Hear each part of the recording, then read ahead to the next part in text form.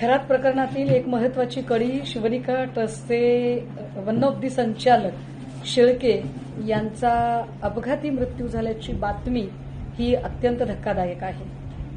मला ही गोष्ट खरं तर अविश्वसनीय वाटते. मात्र गेल्या अनेक दिवसांपासून ज्या अनेक नेत्यांनी ही शक्यता आणि ही भीती वर्तवली होती की खरातच्या जीवाला धोका असू शकतो, ती आजची जी घटना घडली त्याने या शक्यतेला अधिक जास्त ठळक पद्धतीने अधोरेखित केलं जातंय.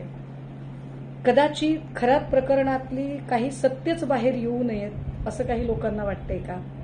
आणि असं असेल आणि तरीही SIT अजूनही तपासाची गती वाढवत नसेल आणि या लोकांच्या चौकशा होत नसतील तर अजून जास्त संशयाचं धुकं वाढत चाललंय. शेळके हा गुन्हेगारच होता की नव्हता हे कायद्याने ठरवलं असतं. शिक्षा कायदा देईल, कोणाचाही जीव घेण्याचा अधिकार कोणालाही नाही.